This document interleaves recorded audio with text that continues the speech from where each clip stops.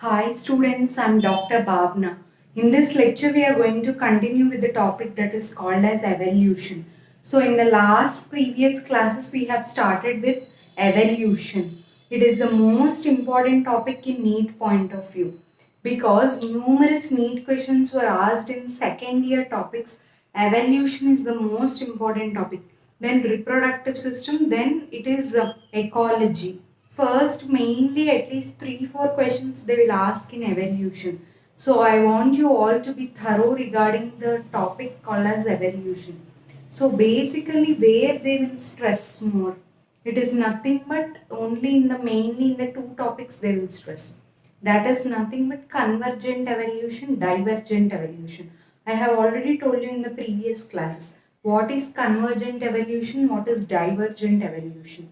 So basically, if the organs are similar, means if they appear similar, they have same anatomy, then they are called as homologous organs. So many people are confused between divergent and convergent evolutions. So basically, if they have similar anatomy, means they are called as homologous organs. So they are classified under divergent evolution. Divergent. If they have different anatomy but same function. Here same anatomy, different function. Next, same function, different anatomy. Then they are called as analogous organs. Analogous. Then this is classified as convergent evolution. Convergent. It may be divergent, convergent, two different forms. Remember only one thing so that it will be very easy for you. Remember, if there are same anatomy but different functions, it is homologous and it is classified under divergent. If it is same function and different anatomy, it is analogous and convergent evolution. This is the main point that you should remember. So most common example for divergent evolution is nothing but forelimbs. Forelimbs of, see, numerous forelimbs of suppose whales, cheetahs, bats. These all are belonging to different groups, different classes. Whales, bats. Bats will come under birds. So classes like aves, mammals, they are coming under different types. These all will have same anatomy. Forelimbs will be similar in structure. So forelimbs of whales, bats, cheetah, then humans. Only one example to be remembered. So don't get confused. Forelimbs means divergent evolution and homologous. Rest all will come under convergent evolution only. Like for example, wings of butterfly birds. They will look alike but they are not having same anatomy. They have different functions. So examples will come under wings of butterfly birds. Wings of butterflies and birds. Then eyes of octopus as well as mammals. Eyes of octopus and mammals. Then flippers of penguins and dolphins. Flippers. Wings of butterfly birds. Butterfly is different, birds are different. Eyes of octopus, it's a sea animal. That is different and we mammals are different. Flippers of penguins, they'll just move on the snow. When it comes to dolphins, they'll move in the sea. So there also they are having, these all will perform similar type of functions but they have different anatomy. So they have same function but different anatomy. So these are the main differences. Don't get so much confused regarding this. Same anatomy, homologous, like that if you see, it is coming under divergent evolution. So this is about the main differences because so many people are confused between these two, and it is an important NEET question I have discussed. So next, another important thing that you should remember. So the another important thing that you should remember regarding this topic is the second part, that is called as adaptive radiation. That is also important. See, one organism will originate in a separate geographical area. The process of evolution of an organism in a geographical area, and when it is transferred to different areas, when it is getting adapted, when it is radiated to different areas, this full concept is called as adaptive radiation. Adaptive radiation. By the name only we can understand that adaptive radiation means one organism is originating at one place and it is moving to different places, and it is exhibiting a radiation process. So it is getting adapted to its new environment. So that is called as adaptive radiation. From one place it is adapting to different geographical areas. Different geographical areas. So this is called as adaptive radiation. Adaptive radiation is exhibited by two things. That is nothing but mostly Darwin's finches as well as Australian marsupials. Darwin's finches means nothing but one day Charles Darwin, who is a famous scientist, who is introduced the process of evolution, what are the theories that are related to evolution and all. When he described regarding these processes, he also described about adaptive radiation. So when he went on a sea, like when he went to the different parts of the world, and he went especially to Galapagos Islands. Galapagos Islands. Important NEET question. When he traveled to Galapagos Islands, he found numerous small birds he found, which were black in color. These birds are called as Darwin's finches. After him, they were called as Darwin's finches. They were mostly seen only in the Galapagos Islands. Later, they moved to different parts of the world. So, he gave the process called as adaptive radiation. Like these Darwin's finches also, like black birds which will eat only seeds. So, they are called as seed eating birds. They originated only in specific area and they moved to different parts. Means most of them were found in Galapagos Islands. Rest of them they moved to different parts of the world. So this concept he gave to arising, that is called as adaptive radiation. According to Australian marsupials also, numerous mammals were found in Australia. They are also especially seen in Australia itself. Later they migrated to different parts of the world. So they are called as Australian marsupials.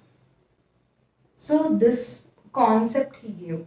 But another concept he gave it as convergent evolution. Already I have told you differences between divergent and convergent evolution. This convergent evolution is different. Like if one or more adaptive radiations were occurring in the same geographical area. If one or more adaptive radiations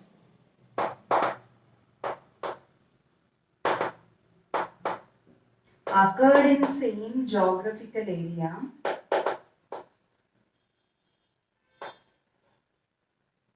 they are called as, when they are occurring in the same geographical area, it is called as, again it is called as convergent evolution, but that is belonging to adaptive radiation. Normal divergent evolution and convergent evolution is different, and this convergent evolution is different. Convergent evolution, if one or more adaptive radiations are occurring in the same geographical area, then it is called as convergent evolution. This convergent evolution, numerous examples were given, like placental mammals of Australia,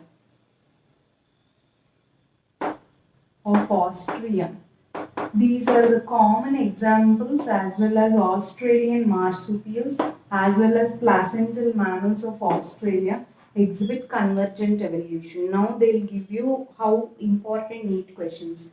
How they will ask is first thing that is related to this important NEET question is first they will ask you about convergent evolution examples, divergent evolution. I told you simple to remember.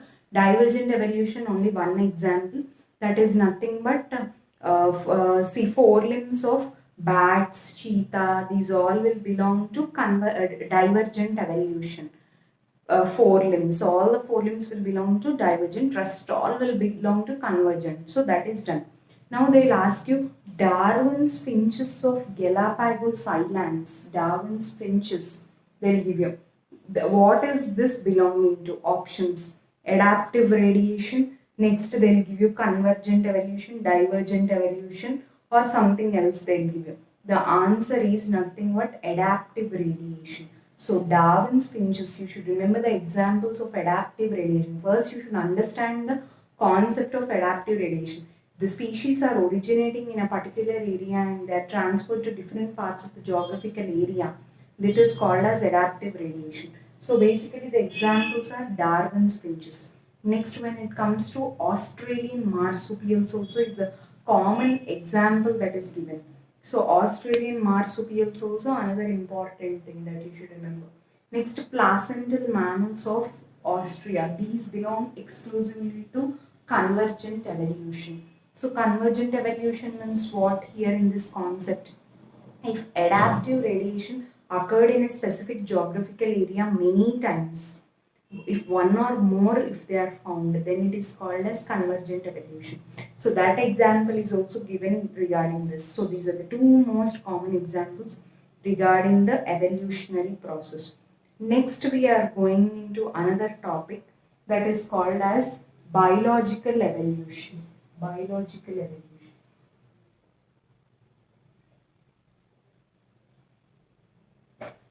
So in the concept that is called as biological evolution. Till now we have discussed about convergent, divergent. Now this is about the small species like biological evolution. So first, the essence of Darwin's theory. Darwin's theory is the most common accepted theory in the process of evolution. So the good thing about the Darwin's theory, the essence of Darwin's theory is nothing but natural selection. Natural selection as well as branching descendants. Branching descendants. So the essence of Darwin's theory is natural selection as well as branching descendants. These are the two main things that are related to biological evolution, that is nothing but branching descendants and natural selection. So in this basic concept of branching descendants as well as natural selection, see Darwin gave the best one will survive, the rest will be eliminated. Means the nature selects the best one and it will help them only to live in this environment. Rest of them it will eliminate. So it will select for the fitness. So how this is proved? Like microbes, all the small microorganisms, they divide and give rise to numerous organisms. One single microorganism divides many times and give rise to numerous bunches of microorganisms. So basically he gave a small experiment for the natural selection. Like how he gave is nothing but he took two different mediums. On one medium, suppose this is A and suppose this is the B medium. First, he put one medium here and he put numerous microorganisms grew on this medium. Because these microorganisms were adapted to this environment, they were adapted to this medium. So he grew numerous microorganisms on that. Later, when he changed the medium, from this medium, when this new other medium came into play, then only some microorganisms survived. These microorganisms, when they were living in this medium, they survived happily. But when you take these microorganisms and put in a different medium, only few were able to survive. Rest all new organisms came into play. That is, new microbes were developed. The old microbes, only few were present. Another new species they gave birth to. So by this, what it was proved is A is better than B. Is B is actually better than A. Like, how do you prove? Like, B is able to better survive. It is the fittest. B is more fitter than A, because B microorganisms, they were able to survive in any medium, but A microorganisms, they were able to survive only in a specific medium. And B microorganisms also, they gave rise to numerous organisms, and these new microbes were more growing. They gave rise to more progeny. So the Darwin's theory was proved about the natural selection. Like, the fittest individual only can survive in any environment, as well as give rise to new progeny, and the nature selects the fittest only.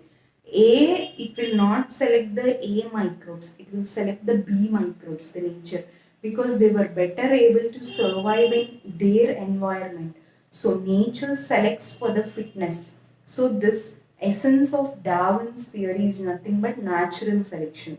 Another example also I gave you before regarding this natural selection. I have told that white-winged moths, they were able to survive only in rural areas when there was no pollution. Again, when there was industries grew up, then the bark of the trees also, they turn very black in color. Normally the bark of the trees is whitish in color. Then white moths were able to survive. But when industries came into play, then the bark of the tree, it became very black in color. So then if white moths were surviving on the bark of the tree, they were able to identify by the predators. They were easily able to identify. So what happened there? The microbes, they gave rise to new these things. So basically, when new things were able to survive, that is, black moths were able to survive, these white moths were dying when predators were easily able to identify them on the contrast background. So this is also an example for the natural selection. Two examples we have given regarding natural selection till now. One is about the moths, white-winged moths as well as black-winged moths, as well as nature selects the fittest individual. That, as well as about the biological evolution also. When we have started with the topic that is called as biological evolution, biology means related to small microbes. So when we have stated about the microbes, the essence was proved for Darwin's theory was natural selection as well as branching descendants. These are the two important theories he gave. So basically, when it comes to natural selection, we saw that numerous microbes were able to survive. They give rise to new ones by multiplying themselves. Then on the A medium, only few microbes were present. When the medium was changed into B, so numerous other microbes were also able to survive. It gave rise to new microorganisms. So the nature selects the B1 only, because the fittest will survive and the nature will eliminate those who are not able to survive. It will select the fittest individual only. So because B leaves more progeny than A. So nature selects for the fitness. This is the theory which was most accepted regarding the Darwin's theory. So the another example before Darwin only, a famous scientist called Lamarck, he also gave about this theory. So what he specified? Famous scientist called as Lamarck. He also specified that basically the tall-necked giraffes about the use and disuse of organs. Use and disuse of organs. Before Darwin only he gave this theory. So what Lamarck has specified? Lamarck has specified that suppose giraffes, because they used to have short necks, giraffes. You all know. From small you were learning. Giraffes means what? They will have tall neck because see suppose this is a tree. If they want to reach the tree, so basically they should have some food to eat. So tall trees were there in the earlier days. So they were not able to have the food. So what they have done, they used to elongate their neck. They used to elongate their neck to reach the trees and have their leaves. So basically what has happened, these giraffes, due to this use of the organ continuously, they were elongating their neck many times. See, suppose if you do one exercise for many times, then you will get used to that only. And your body also get used to that. Like that for giraffes also, they started elongating their neck to reach the tall trees. So the future generations also were born with tall neck. So giraffes by we can say small, when we were small we used to learn about the giraffes that they have tall neck. How they have tall neck? Because of using their organs too much, because they have elongated their neck too much. So this was the theory that was given by Lamarck regarding the evolutionary process. So evolutionary process is a directional process he gave as an example. First theory was given by Darwin. He told that about the natural selection as well as branching descendants. So about the natural selection, he have told that the fittest will survive as well as the unfit will be eliminated from the environment. So nature selects for the fitness. Next, before him only Lamarck, a famous scientist, he gave about the use and disuse of the organs.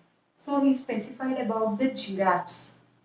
So he specified that giraffes would have tall neck because to reach the tall trees, and these giraffes, what happened by use of the organs in the future generations also, there was elongation of their necks. So this is about the use and disuse of organs. Next, another important thing. Another famous scientist called as Thomas Malthus. Thomas Malthus. He also gave the theory about the evolutionary process. Like on populations, he gave. On populations. Most important neat question which is asked about the use as well as disuse of organs means Lamarck. I want you all to remember the scientists' names. So first about the use and disuse of organs, it is nothing but Lamarck. Then about the first one, natural selection, it is Darwin. On populations, who gave the example is nothing but Thomas Malthus. He gave regarding the about the on populations, he gave a example regarding on populations. So basically on the populations, what he specified, resources were very limited. All the resources were limited. But the population size, it was normally actually stable population size. But if the population size grows so much, if the numerous population give rise to numerous progeny, means if one people give rise to some 20 people, so what will happen, the resources will be very much limited, so and we will not get enough resources. So this point, this Thomas Malthus have specified regarding the evolutionary process. First was given by Darwin. Second, I want you to be clear, Lamarck. He gave use and disuse of organs. The third one was regarding Thomas Malthus about the populations. So Thomas Malthus, he gave on populations that resources were very limited, resources were there, and if the population size is stable, if the population size is good, then these resources will be limited, both will be manageable. But if the population size starts increasing, then what will happen? These resources will be damaged. Like these resources will not be sufficient for the numerous progeny. So this concept Thomas Malthus have specified. So this is about the another theory. Then the another famous scientist, he gave Mendel. You all must have heard about the Mendel. Before Darwin only this Mendel also. But Darwin did not think about that these Mendel's inheritable factors. He gave on inheritable factors.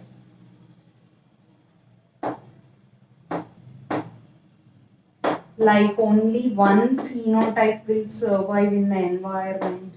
Like that he have specified about the inheritable factors and phenotypes. See, in NEET point of view, they will just ask which theory was given by whom. No need to remember exactly what is that theory and all, because they'll specify natural selection was given by Darwin. They'll give you numerous scientist names. Then who described about the populations? They'll give you Lamarck, Thomas Malthus and all. It is nothing but Thomas Malthus. And again about the Lamarck also. Who proved that there is use and disuse of organs? Who gave the theory? Or who described about that giraffes have elongated necks as well as they used to reach the tall trees? How this was all possible? Like that they will give you numerous questions regarding that. So you all should be able to answer the scientist names clearly.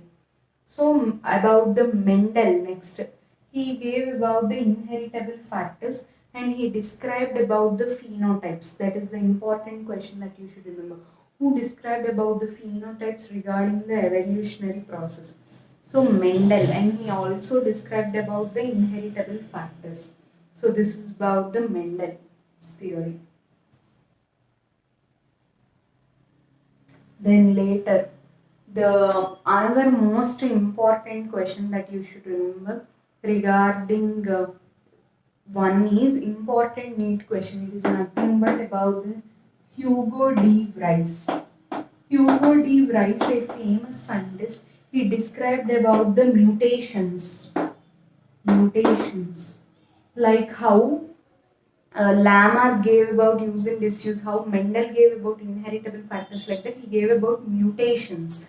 So this was given by Darwin has opposed this. Like Hugo de Vries said that mutations are the important factors which leads to speciation,